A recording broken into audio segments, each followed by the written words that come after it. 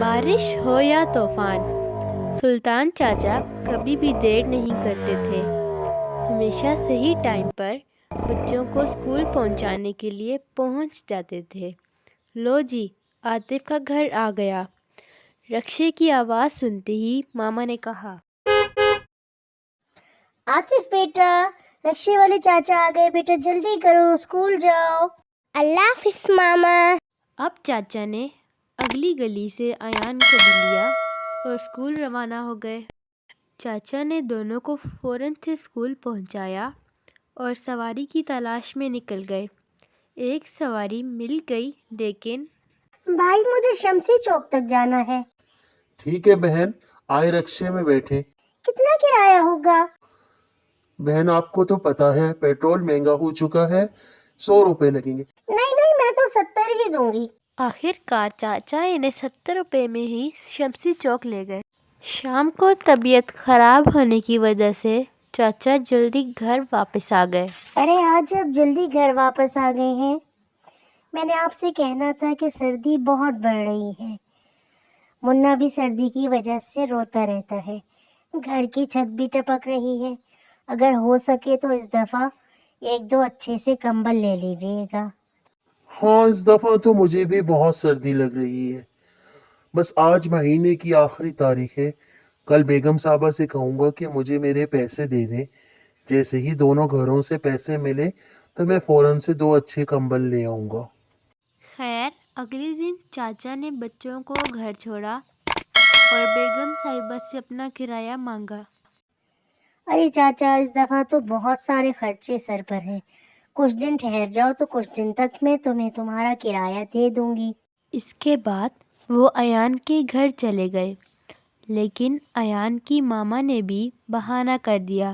ارے اس دفعہ ایان کے اسکول کا نیا یونیفارم لینا ہے، کچھ دن تک تمہارے پیسے دے دوں گی۔ رات کو شدید بارش کی وجہ سے چاچا کی طبیعت بھی خراب ہو گئی اور پتہ ہی نہیں چلا کہ انہیں تیز بخار ہو گیا اور صبح ان کی حالت بہت بگڑ گئی۔ ان کی بیوی بہت پریشان ہوئی کہ کس طرح ان کو ڈاکٹر کے پاس لے کے جائیں۔ گھر میں پیسے بالکل نہیں تھے، انہیں کچھ سمجھ نہیں آ رہا تھا وہ کیا کریں۔ اچانک ان کی نظر سلطان کے موبائل پر پڑی۔ انہوں نے موبائل اٹھایا اور ایک دکان پر بیچ دیا اور جو پیسے ملے اس سے ڈاکٹر کی فیس ادا کی اور سلطان کی دوائی اور کچھ کھانے پینے کا سامان خریدا۔ ادھر ایان اور عاطف کے گھر والے بہت پریشان تھے کہ رکشے والا نہ آ رہا تھا اور نہ ہی اس نے فون کر کے کوئی اطلاع دی۔ جب بھی فون کرتے تو اس کا فون بند مل رہا تھا۔ 2 دن بڑی پریشانی میں گزرے۔ انہیں زیادہ کرایہ دے کر بچوں کو ٹیکسی میں اسکول چھوڑنا پڑا۔ شام کو بابا نے فیصلہ کیا کہ میں سلطان کے گھر جاتا ہوں اور دیکھتا ہوں کہ وہ کیوں نہیں آ رہے۔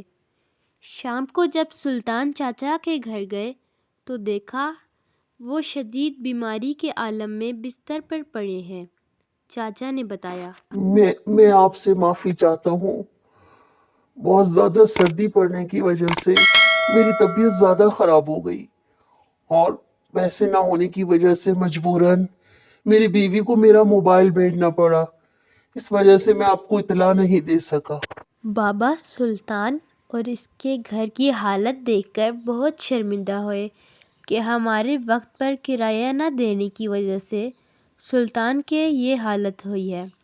انہوں نے سلطان چاچا سے معافی مانگی اور انہیں کرایہ بھی دیا اور ان کا علاج بھی کروایا اور ایان کے بابا کے ساتھ مل کر سلطان کے گھر کی مرمت بھی کروائی اور دوبارہ معذرت کی کہ ہمیں آپ کا حق ہر حال میں پہلے دینا چاہیے تھا۔ اللہ کا بھی یہ حکم ہے کہ مزدور کی مزدوری اس کا پسینہ خشک ہونے سے پہلے ادا کرنی چاہیے۔ اب سلطان چاچا بھی ٹھیک ہو گئے تھے اور خوشی خوشی بچوں کو اسکول لے جاتے تھے۔ تو پیارے بچوں، اگر آپ کو یہ کہانی اچھی لگی ہو تو کہانی کو لائک اور چینل کو سبسکرائب کرنا نہ بھولیے گا۔